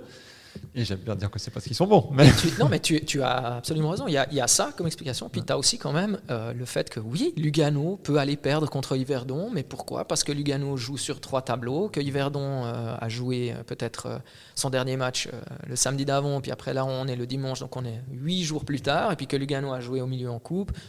Lugano voyage tout le temps, on le rappelle, puisqu'il joue à Thun quand il joue à domicile, entre guillemets. Donc, tu n'as peut-être pas les moyens de jouer comme ça, et donc à un moment donné, oui, tu vas aller perdre, mais parce que tu n'es pas le Real Madrid qui est capable de tenir un 0-0 puis d'aller marquer ton 1-0 à la 90e. Il n'y a pas une comparaison entre un joueur d'Yverdon et Vinicius? Ouais, Yverdon. Ouais, Boris Cespedes. Je l'adore. Lui, alors, en vrai, on en parlait, on se demandait si tout d'un coup on proposait à Servette un retour de Boris Cespedes, est-ce qu'on dirait oui ou non? Moi je dis oui. Moi aussi. Voilà. Moi je me demande si lui aurait envie, parce que j'ai l'impression que par moment, j'ai l'impression. Alors pour moi il y a clairement un Yverdon avec un Yverdon sans Boris Cespedes. Et ça s'est pas très bien terminé. Et là, je dis pas qu'il vit sa meilleure vie, mais c'est un joueur tellement important dans son effectif. Et j'ai rien contre Yverdon, absolument rien contre Yverdon. Mais j'aimerais bien voir Boris Cespedes jouer dans une équipe différente. J'ai aucun nom, j'ai pas d'idée particulière. Mais quel joueur aussi. On parlait de romantisme, de technique, d'élégance. Waouh. Et c'est ce qu'on se disait. Hein, en fait, cette saison, on le regrette, Boris Cespedes, parce qu'on a besoin de bons, on a besoin de remplaçants, alors qu'on était dur avec lui. Hein, et tous les supporters de Servette étaient durs avec Boris quand il est parti. Mais là, il manque, quoi. Il manque à ces places où on a besoin de monde. C'est une bonne preuve que le championnat est homogène, parce que dans chaque équipe, il y a un joueur au moins où on se dit il est incroyable. Ouais. C'est vrai. C'est vrai. C'est pas le cas, je pense, de tous les championnats. Non, en première ligue, c'est pas. non. Mais disons dans la situation où tu te dis je sais pas, Servette qui veut potentiellement jouer le titre. Ouais. Tu te dis dans chaque équipe, on aimerait bien prendre ce type de joueur. Je suis pas sûr que Manchester City se dit 60 tonnes, on va prendre ce gars-là, tu vois. Ouais. Peut-être à IB maintenant que tu as Fasnacht, mais au premier tour, je sais pas qui tu prenais de IB, de cet IB là. Ugojnic. C'est vrai, Moi, qu'importe. c'est vrai. Ouais. Ouais, Ah oui, il peut T'as jouer avoir la raison, jambe t'as raison. cassée, je le prends quand même. Ouais, t'as raison. Ouais, Reinic, Bournemouth, si jamais, retient Huijsen comme nom, défenseur c'est central. défenseur central avec Ouais. Zabarni, les deux sont Ouais. monstrueux. Ouais. Ouais, ouais. On suit bien la Vous- première ligue Fantasy avec Première Fantasy Fantasy, Première Ligue, voilà. évidemment. 4.4, il a augmenté tout ça. Ça m'embête un peu. J'avais prévu de l'acheter, je peux plus. Ouais, J'adore ce jeu. je suis Je premier de prends la le Ligue micro Lucarne en disant Grenat, ça. donc je tiens à le dire pendant qu'on est là, pendant que je suis premier encore. T'as trop d'avance. T'es premier? Mais oui, Ouais. premier dans notre ligue, et puis on a un maillot de Servette à gagner pour le premier. Énorme. J'ai gagné 2 ans d'affilée. Voilà. Ouais, il Vous faut êtes quand combien? même que- 4? Vous êtes Quoi, combien? on est 12. Ah ouais. Sur la Ligue, ouais. Ouais. Mais C'est à bon. Lucarne Grenat, on est 28 maintenant. 28 à Lucarne Grenat. Ah, c'est beau. C'est beaucoup de travail, mais la passion qui nous fait travailler. Et donc tout le monde joue à. Oh non, là, Non, vous alors êtes là, 28 du coup, dans les on est 40 28, Grenats et ouais. combien vous On jouez est dans. 12, 11 ou 12. Ah, On moi, essaye. j'aimerais bien entrer dans la saison prochaine, vous m'acceptez? Ah bah avec Avec grand grand plaisir. plaisir. Avec... Mais t'es trop fort. T'es trop fort. Hein, t'es trop fort à Fantasy Première Ligue. Cette saison, je suis un peu mal parti, mais.